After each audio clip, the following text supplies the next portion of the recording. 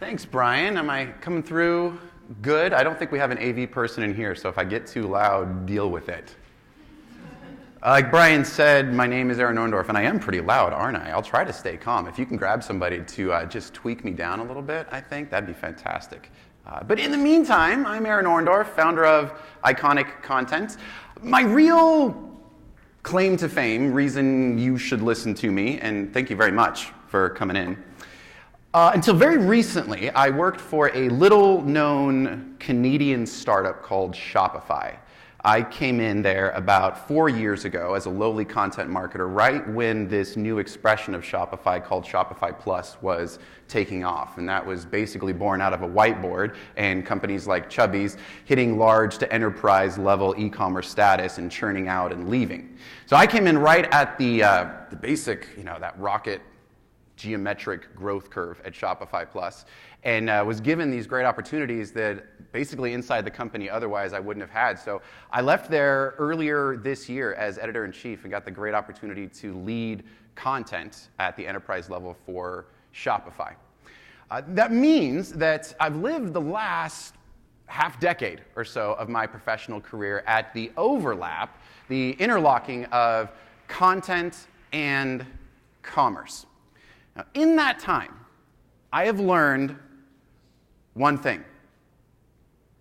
Human beings are irreducibly relational and self-centered. Right? We crave community, to exist with real, authentic, deep human connections, and in the same breath to be recognized, to be built up, to be honored as individuals.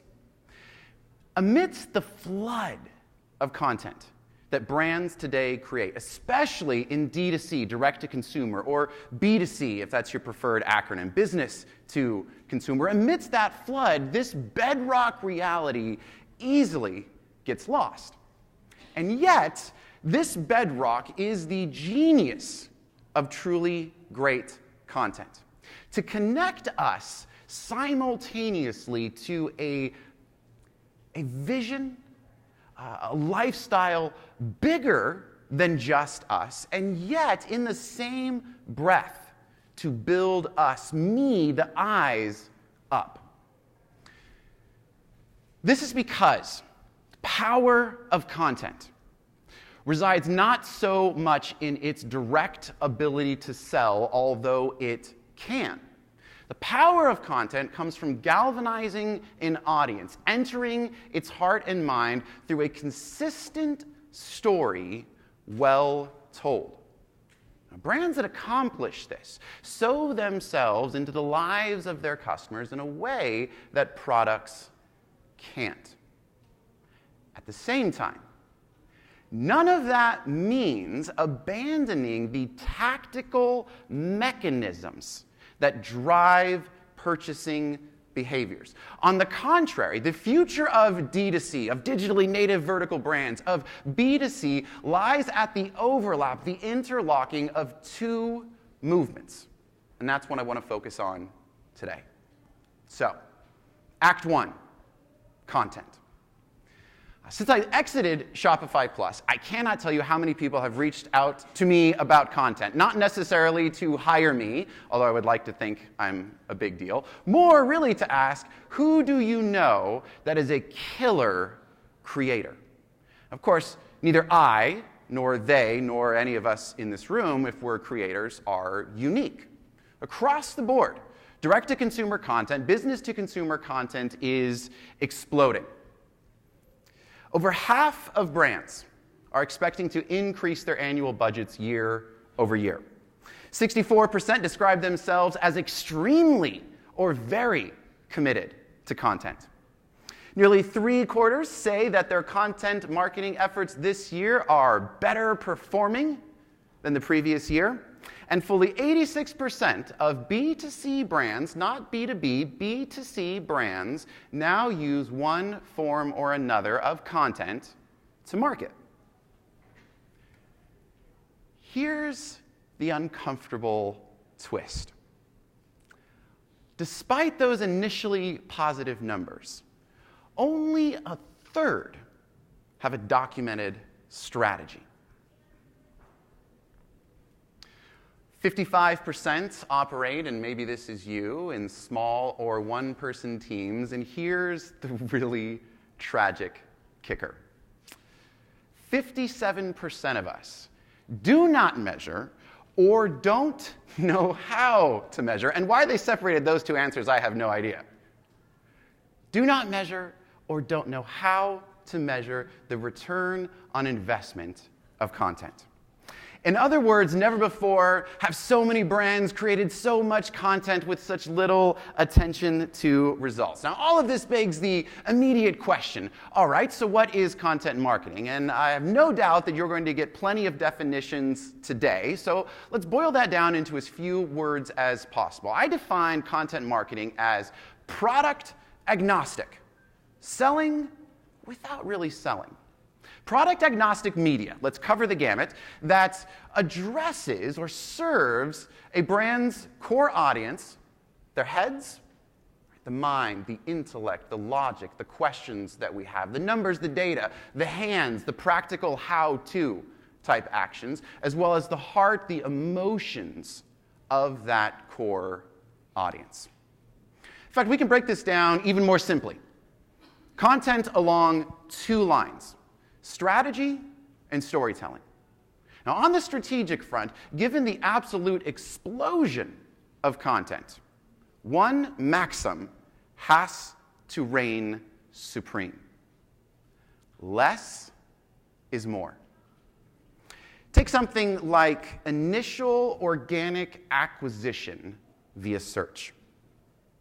Google's page 1 results for the lucrative consumer packaged goods, CPG phrase, how to apply eyeliner, doesn't contain a single product. Instead, it opens with a YouTube video by Sephora, followed by a series of how-to articles, only 2 of which on page 1 are by cosmetic manufacturers. Now that's strange.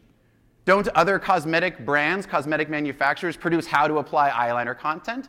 Of course they do. Tons of it. Now, my first hypothesis to explain this difference, why a newcomer like Into the Glossier, or a legacy brand like Maybelline might appear on the first page of Google for this lucrative search phrase, was authority. So to test that, I ran not only these 4 along with Into the Gloss, but additionally 16 other legacy cosmetic manufacturers through a tool called Moz. Moz measures domain authority, which is basically Moz's approximation of how authoritative it thinks, Google thinks, a site is. The bigger the number, scale of 0 to 100, the more authority that site has, and often that is one of the determinative factors in ranking.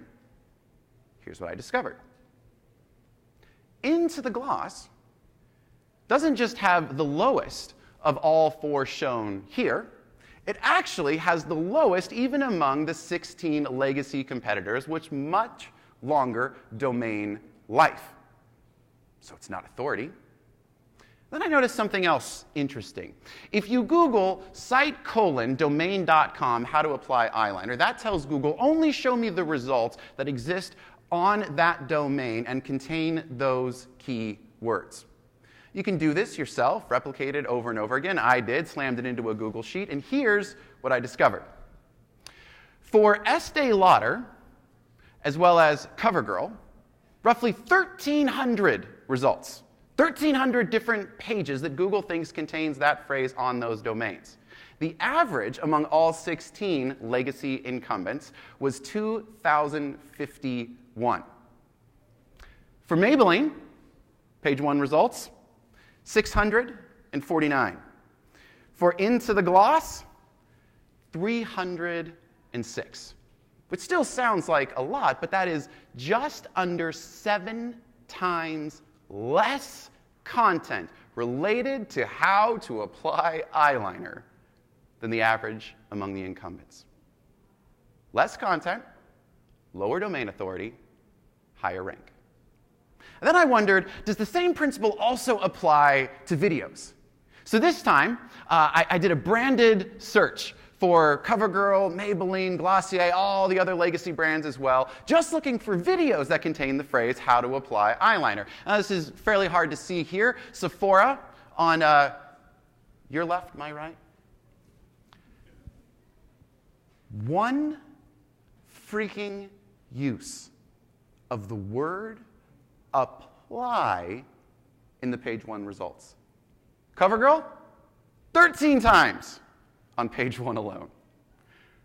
Now, of course, Sephora produces a whole bunch of additional how to apply eyeliner videos, but they only use the word apply once. In every other description, in every other title, it's always some synonym or some specific way to apply eyeliner. And I learned all kinds of great phrases about eyeliner during this little experiment. What they do is they essentially tell Google, they tell YouTube, they tell the real-life human beings out there looking for how to apply eyeliner, if you're looking for how to apply eyeliner, this video and this video alone will serve that need. I replicated this same exact process over and over again with shoes, with bracelets, with dresses, with hair care products, all these consumer packaged goods. And every single time, what I discovered is that when it comes to informational queries, the kind of searches that are practical, hands-driven, heart-driven, that are looking for advice that build affinity and trust, content, less content, plus disciplined use of keywords, regardless of the domain authority. And this is fantastic if you're an up-and-comer, and you better go home and start killing some pages if you are an incumbent. Higher rank. That's a bit of the strategic side. The other principle when it comes to less is more is ensuring that you build a content engine that isn't so much focused on creation, but repurposing and seeding existing content in all its various forms across channels, across mediums, across touch points, with the recognition that not only is it costly, but content is a terrible thing to waste. Apu Gupta, who's the CEO of Curelate, his recent article, What We Mean by Social Commerce Needs to Change, is masterful on this front. And if I throw any names or URLs, brands at you, rest assured, there's plenty more coming. But if you want the full script with all of the links in it, just hit me up. If Andy's a jerk and he's not willing to share it with you, I will, if you'd like to.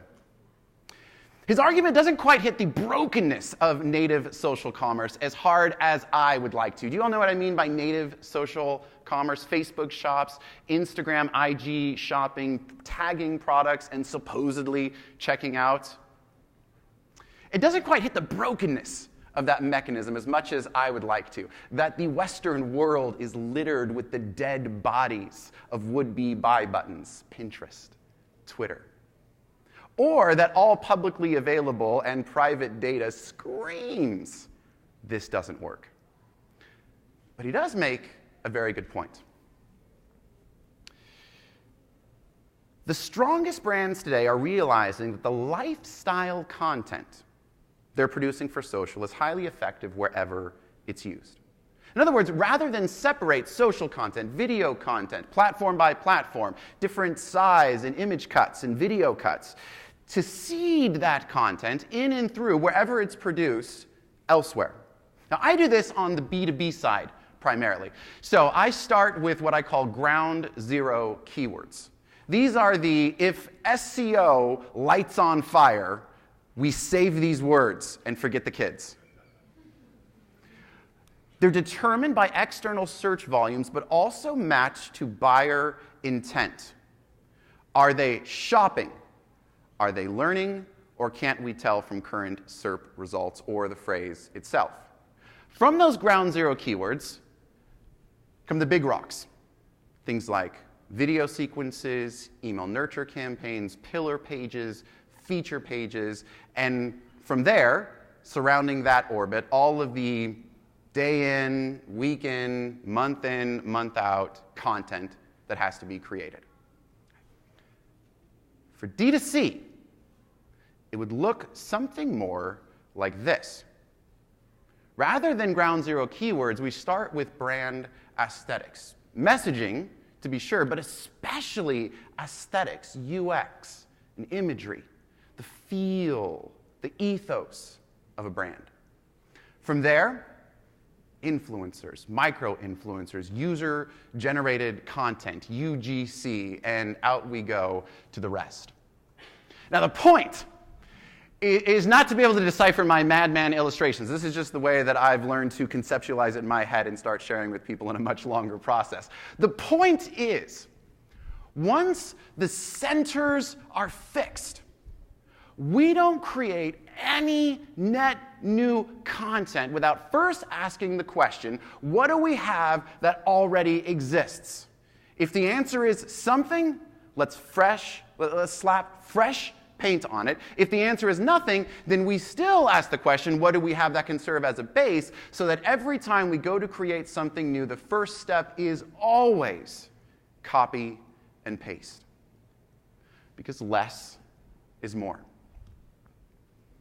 Running alongside the strategic side of things is storytelling. And already, storytelling has proved its worth according to the numbers, and data abounds on the difference that purpose, that ethos that storytelling makes in the success, especially of direct-to-consumer brands. A few data points to consider. 73% of US shoppers say that buying from socially responsible companies is important to them. Gen Z, Gen X, and millennials, a majority all responded yes to the question, would you be willing to pay more for socially responsible, eco-friendly products? 88% of business school students now say that learning about such issues is important to them. And here's the point that I find even more interesting. When you ask that same question on those same issues to CEOs, that ticks up to 90% who say these issues are critical to their success.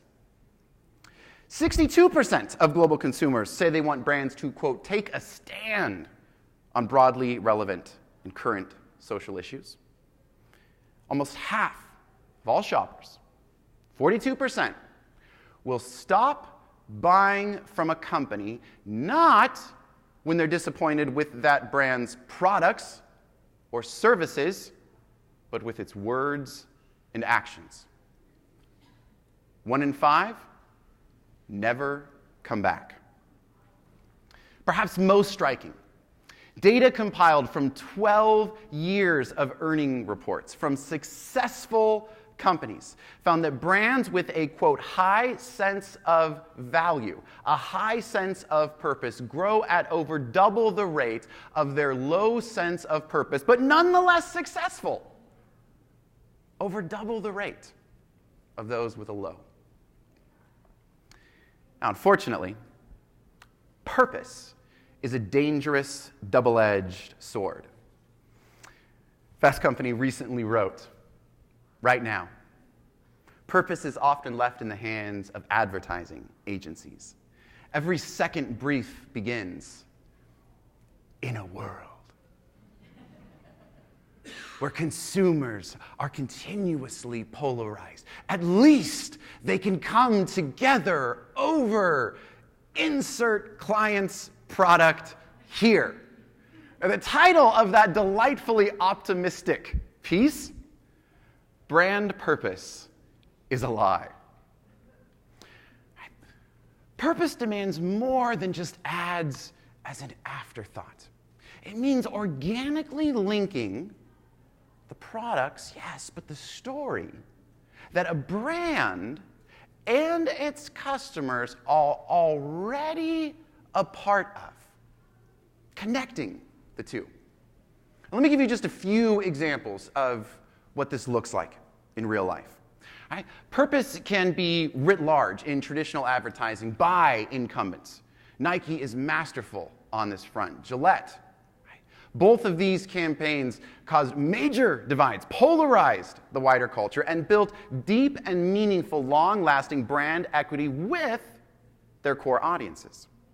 And it can be done through emotionally charged advertising.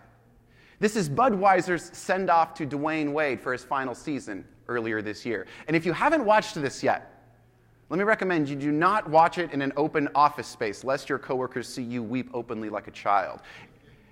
It's masterful because Budweiser does that thing that so few large organizations are willing to do, which is get out of its own way. Now, this can be done at the medium to large level through direct-to-consumer e-commerce. Bombas, sock maker, has built its reputation and its brand on serving the homeless population and has so far given away over 20 million pairs of socks. It also just happens to be Damon John's most successful, most lucrative Shark Tank investment ever. Sedera does likewise with the way that it sources and tells the story of sourcing and shares revenue in the fight to end human trafficking. Or this can be done inside a vertical. Late last year, Victoria's Secret executives found themselves in hot water in intramural drama that culminated with newcomer, Third Love, buying a full-page New York Times open letter to that executive, which culminated in an outpouring of support, not just for Third Love, but for its CEO, Heidi Zak. Now, each of these examples unites purpose to people by organically connecting the story the brand is a part of with the story that its people, its customers, are also a part of. Of course, outside of grand, sweeping, full-page New York Times advertisements, what does this look like day to day in the trenches? And let me warn you, my goal as we round the second half of this presentation is to flood you with inspiration. So remember, if you have to take notes too fast, hit me up. I'm more than happy to share this with you to unpack later. Now, storytelling, unfortunately, is as mysterious as it is ubiquitous. I like to think of storytelling as any Christopher Nolan movie that doesn't star Batman. Inception, Interstellar, Memento. Everybody talks about it. Everybody has an opinion. Nobody really knows what the hell is going on. And we can boil down story, as many other great thinkers have done, into three crucial elements: the hero, the hell, and the heaven. That, when actually written out, when performed, when experienced, looks a little more like this. The hero starts out small, average, because there's something they want that's bigger than them, the heaven. Let's pretend for a moment this heaven is community, belonging, to exist in those deep, meaningful, fulfilling relationships with friends, family, or lovers. Between the hero and the heavens stands some particular hell. Now, at first, these obstacles appear small and surmountable. And as our hero contemplates heaven, it begins to grow and materialize in their mind and heart until it eclipses the hell. And that's the point at which the hero acts. And they do so not because heaven is an end unto itself, but because heaven is always a vehicle into, it's a mechanism into a larger vision of themselves. Relentlessly communal and self-centered. But of course, there's a twist. The story the hero tells themselves doesn't pan out. The obstacles turn out to be far more daunting and difficult than first anticipated. What we all discover is that we try, exerting the minimal effort we think is required, and we fail. And so we bolster up our courage. Again, we try, and we fail. And every time, the smaller we get and the further away heaven becomes. Now, the hells, the obstacles, are multifaceted. In direct-to-consumer and e-commerce, this can be something as seemingly shallow as insecurity, the hell of feeling ugly, with all its very specific sub-hells: skin, clothes, thin and uneven eyebrows, teeth that I am acutely aware of. The one thing that never changes is the hero. Throughout every story, in every language, every tongue, all throughout human history, the hero is always the same. I am the hero of my own story right now, and you are just extras that are either going to build me up or tear me down, and the same is true for you, and the same is true for your customers. The job of content, then, is to get out of our own stories into our customer stories, not as the hero, but as a new fourth ingredient, the help. Now, this unfolds. Great stories, great content unfolds like this. First, the hero. Clear demographics, understanding, researching our audience, knowing what they're about, what they want. The hell that they're facing, the specific frustrations and fears and pain points that dog them day in and day out. To take through content, which is great with the power of storytelling, and drag those fears out from the horizon, crashing into the present. The heaven, and writ small, us. The product, the brand. Enabling, serving as a vehicle to let the hero overcome the hell and get the thing that they want regardless of what we're actually selling. The fundamental sin that brands commit is ego. Placing ourselves, our products at the center. Now, this then begs the question, what the hell does any of this philosophy of content marketing, this, dare I say it, theology of content marketing, look like in real D2C life? And here comes the flood. And naturally, there's everybody's favorite content icon, Into the Glossier, from brand to blog to unicorn.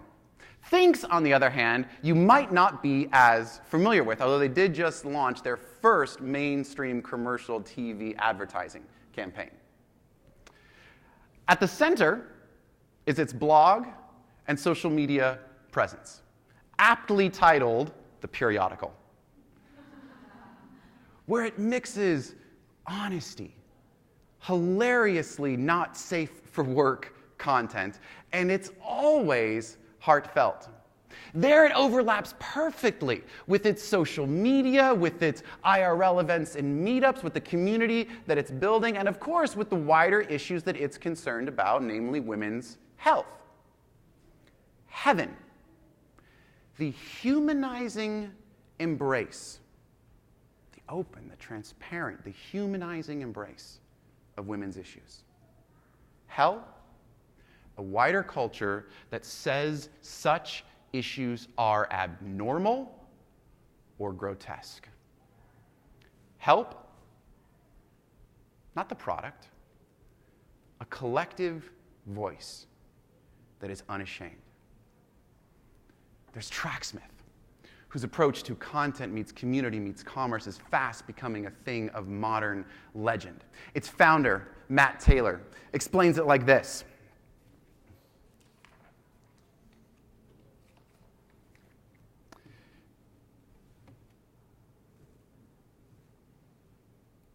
It's not just about making great shorts or telling a good story. It's about the whole lifestyle and mindset of racing, the pursuit of getting faster. Now, its blog is just the starting point. Storytelling comes to life through its print magazine, Meter, and its membership program, its loyalty program that is positioned completely as a racing community known as Hair AC.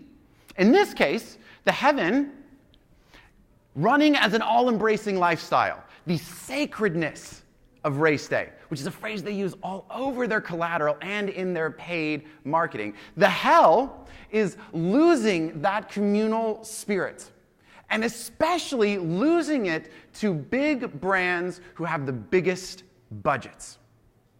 The help is not just athletic apparel, but an aesthetic embodiment in and by and for and from that lifestyle. On the earned media front, Rothy's masterfully seeds Earned media in and through its on-site content, its paid marketing, its email marketing. And the lesson here is not go forth and find your own Meghan Markle, although that would be fantastic for any of us. The lesson is, whether big or small, when you find somebody within that target demographic who embodies the story better than we can, you repurpose that shit until the wheels fall off. Heaven, socially, politically, stylistically. Hell is being told you have to choose one of those three alternatives, especially based on budget. Help, deliverance from that lie. Now, in terms of earned media meets content, meets paid media. This year, the week before Earth Day, Allbirds, the shoe manufacturer, announced its recommitment to sustainability. At the same time, in what can only be described as bawling the fuck out on content, it unleashed a sponsored post on the New York Times' T Brand Studio that itself can only be described as beautiful. As I am going to ugly cry level beautiful. And how do I know it was that beautiful? Because my lovely wife, who is responsible for roughly 90% of anything cool by way of illustration I have in this presentation, sent me an unprompted text when she discovered it, announcing it exactly as such. And you better believe this lovely lady is dead center of Allbirds demographics.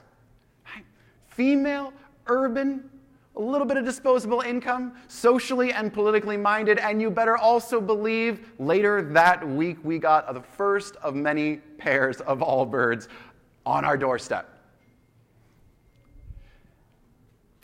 Heaven. Embracing nature. A world in which nature is honored in all its beauty. Hell, being trapped beneath an industrial complex that crushes such beauty. Help, joining hands with a movement that proves style, comfort, and sustainability are far from antithetical, that they are, in fact, parts of the same woven whole. There are plenty of other examples. Video content, like Chubbies and Purple. Purple was the first case study I ever wrote for Shopify Plus, where my, at the time, 12-year-old daughter said, "Oh, the mattress people with the eggs on YouTube." And I was cool for a hot second. Because they're not just selling, right, deliverance from cargo shorts and sleepless nights, but deliverance from boredom at the same time. There's guerrilla marketing, like when Australian mattress manufacturer Koala bought billboards outside of IKEA in Sydney that read "No effing idea." Or when they launched a fake mattress company, bought airtime on Australia's version of Good Morning America, and did the whole thing without letting the hosts know it was a gag. As a final example, it can be all of these expressions and more. The Hundreds is media first, product second. Its founder, Bobby Hundreds, has famously said this is not a t-shirt company. This is content, this is culture, this is community. The t-shirt is just merch. At the center of the Hundreds is its blog, where it mixes interviews and op-eds, inspiration, product releases and reviews, other people's product releases and reviews. Owning that customer relationship. D2C runs on value, not replacing the necessity of selling something worth buying, but augmenting it. Perhaps the best illustration as a microcosm into the future of direct-to-consumer e-commerce was last Black Friday's D2C, digitally native brand Leaders, who in many cases, despite the trends, offer no holiday discounts, minimal discounts, or charity-based incentives. Now, does this mean that optimization is a thing of the past, that we can say goodbye to things like CRV and AOV? Of course not. Act 2, and this one will be a bit faster, commerce. Now, debate swirls around D2C's profitability struggles, and at the center of it are metrics. What should define a brand's North Star? Often, for funding, this is top-line revenue or market share. For those that are actually concerned about profitability, it comes down to, much like content, two elements, two sides of the same coin. ROAS, return on ad spend, and AOV, average order value. One of the most interesting findings of Yotpo's recent State of D2C marketing study was that large brands operating at or above $100 million in annual revenue, prioritize conversions as their top marketing KPI over and against small or medium brands that place sales in the top positions. Now, this means creating deal structures that maximize ROAS and AOV without undercutting brand value. Now, to do this, 5 tactics. And if I haven't yet successfully flooded you, if your eyes and nose are still above water, hopefully now you shall drown. First, and don't be misled by the simplicity of that title, tiered discounts. Last Black Friday, and every Black Friday, Brooklyn unleashes a free gift plus % off based tiered discount structure determined by cart value.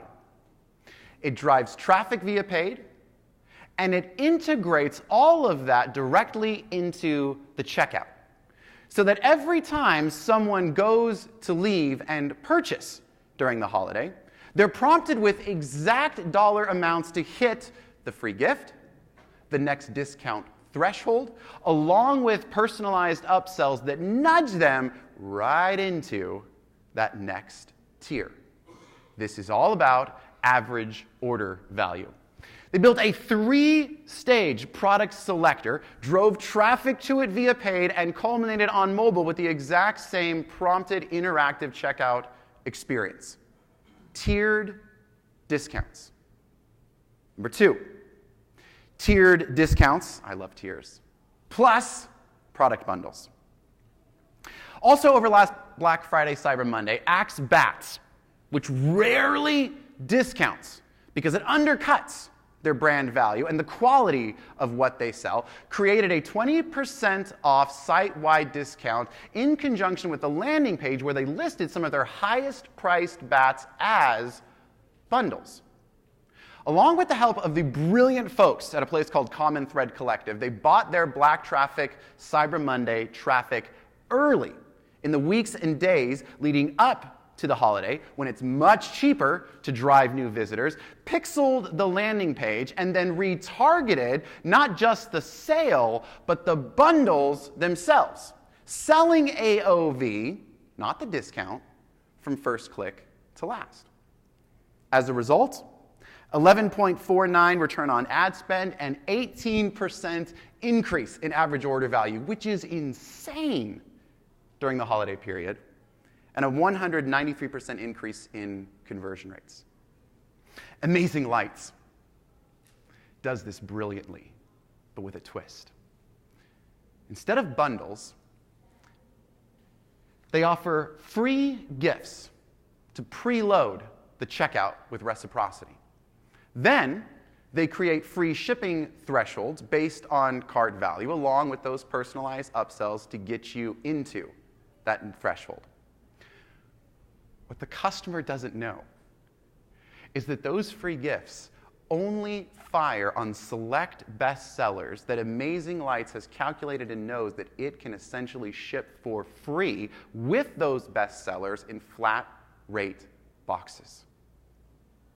Rome Apparel does something similar with kitting, curated product bundles that ease purchase decision fatigue, especially for new customers, increase average order value. And speaking of Rhone, the way we think about, not multi-channel, not omni-channel, as much as I love a good buzzword like AI and machine learning and native social commerce, the way we think about the business is return on ad spend. I love to talk to people who are in the trenches. We focus on that and a lot more on the detailed terminology. And the way that Rhone positions its remarketing in particular is a testament to that. Story-driven ad sequences.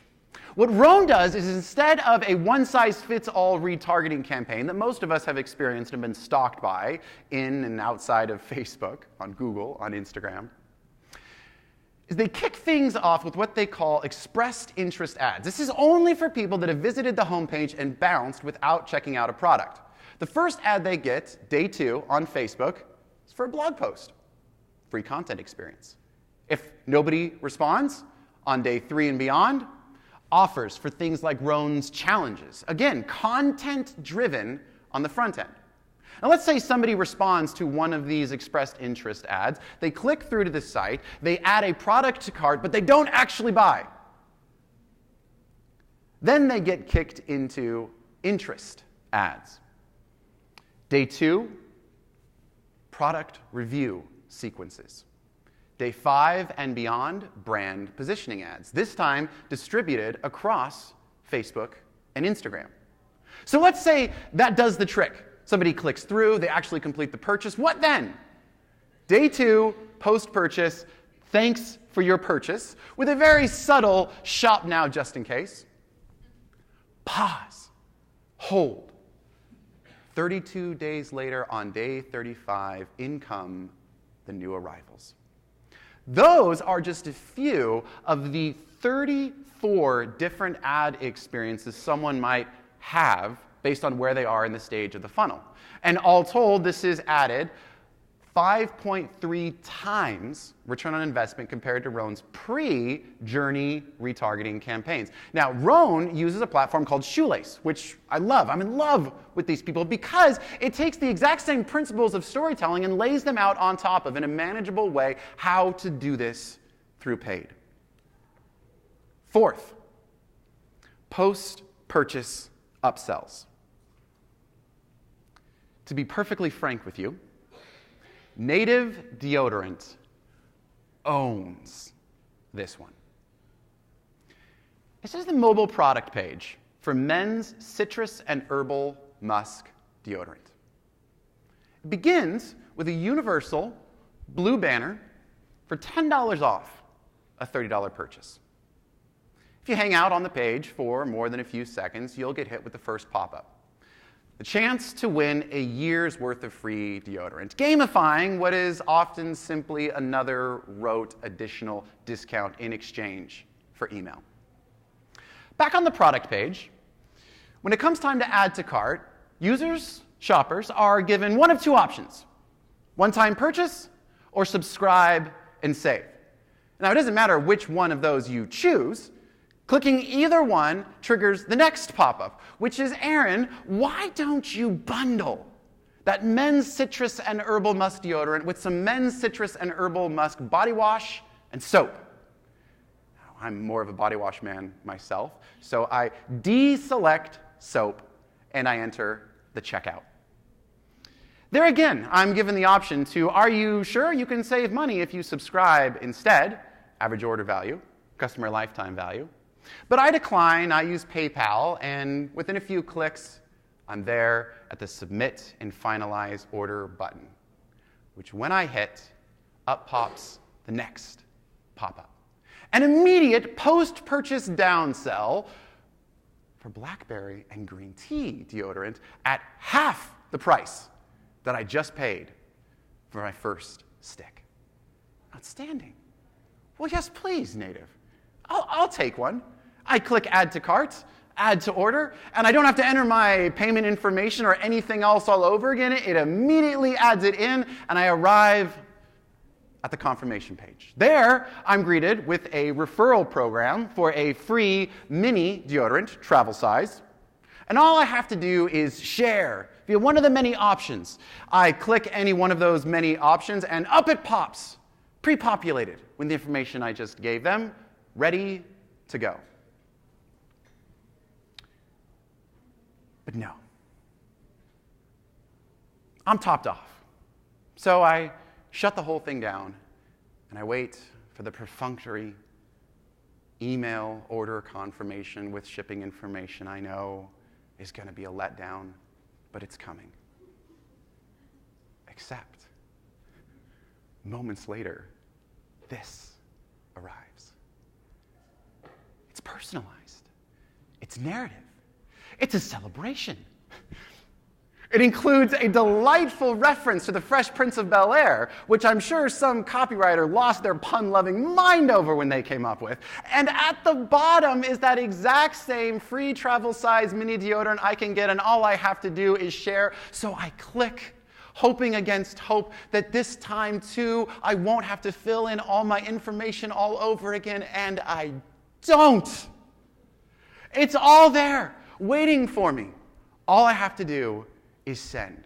The entire process is a thing of e-commerce, average order value, customer delighting, customer lifetime value glory.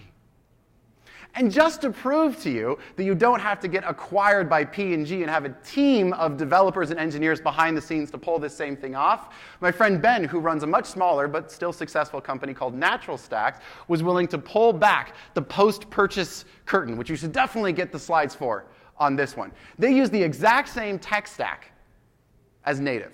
Shopify with ClickFunnels and CartHook. When I enter the checkout process, I've got a $49 cart. I'm first served upsell 1 for $97. I decline, which, oh boy, if you can't see them here, the upsells actually have higher conversion rates than the downsells. So I decline the first upsell, and I'm given downsell 1, $23. I accept it. Then comes upsell number 2, I decline. Downsell number 2, I accept. And by the time I actually leave, I've basically doubled the value of my cart that I entered with. 5. And finally, damn near everything in one. Pure Vita bracelets, if you're not a high school girl or in a sorority, are absolute direct-to-consumer beasts. 2 Forbes 30 Under 30 founders. 1,447% 5-year growth rate. Incredibly low average order value product. They're profitable, and they just had a majority acquisition to offload things like logistics. On Instagram, they are the most engaged jewelry brand, period. So let's start there with their social content. There, it's a mix of 1 part genuine collaboration with influencers and micro-influencers. By genuine collaboration, what I mean are co-branded, co-created products with influencers that have been with them, that they've developed a relationship with. It's 1 part organic, it's 1 part paid. On the influencer front, in lieu of things like Instagram's supposed native shopping, which is basically tap to reveal, tap through to product, tap through to web page, tap to purchase, anything but native, they run direct from the influencer's account, swipe up to product page, which then they repurpose through paid media. On the less is more front, when it comes time to discount, it does not apply. 50% for Black Friday, Cyber Monday, 30 to 40% in other major events, delivered on brand through email as well as through text, SMS, directly through Facebook Messenger. And then when you hit the site, less is more suddenly becomes apparent. This is Pure Vita's usual homepage. Half the size during Black Friday, Cyber Monday to make the main thing the main thing. And in fact, this works so well to improve conversions, they've basically been iterating on that henceforward, tracking all the data. When I first ran into these people, I remember thinking, what do these two hippies buying string bracelet out of Costa Rica have to teach anybody at the enterprise level of e-commerce? They are geniuses. The mobile checkout, multiple countdown timers, automatic discounting, and in the second panel, notice at the top, mystery bracelet, mystery ring. Downsells, essentially. Pre-purchase. Of the 350,000 Black Friday, Cyber Monday orders that they got last year, over a third contained one or more of those mystery items. Do not sleep on AOV. Once somebody completes checkout, they go into a referral program very similar to Natives, this time run by Talkable, if you're actually looking for the tools that are behind the scenes. There you can share on text, Messenger, Facebook, email. You're then invited into their staple influencer program, their micro influencer program, where, damn it, these guys. The influencers that they pay big money to and do co-branded products, they don't just leave it as a transactional experience. Those same influencers actually lead weekly meetings live on social to help their micro-influencers, their brand ambassadors, their reps, create better content to share organically. They've got an army of over 250,000 of these micro-influencers out there selling for them. This rep program, they actively use via paid as an acquisition channel for new customers, and it's all managed through tiers. I love tiers. 8% of their overall revenue comes through this stream. And I don't even have time to talk through their video marketing, their email marketing. Quick recap. Number 1, tiered discounts for average order value. Number 2, tiered discount plus bundles baked into the ads for not only AOV, but also return on ad spend. Number 3, story-driven ad sequences. The hat tip there is to Shoelace and Roan. Number 4, post-purchase upsells and post-purchase downsells. Number 5, damn near everything else in one. Whew. Okay. How in the world are we going to bring this all together?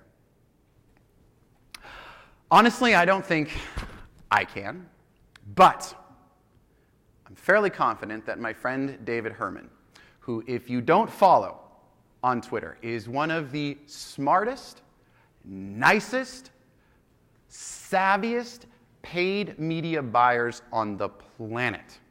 Before you follow me or track me down, track down David Herman.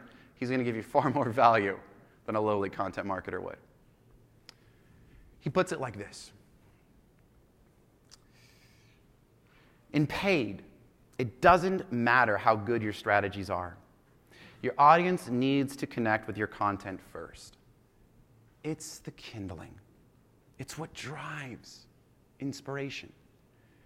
And this next line is insane for a paid media buyer to drop. I can't make people money unless they keep feeding me content. If sales are down, if traffic is more expensive, blame content. It's that interrelationship.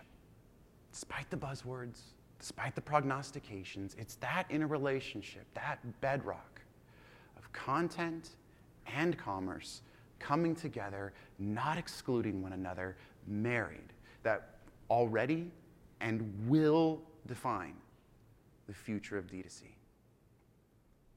Thanks.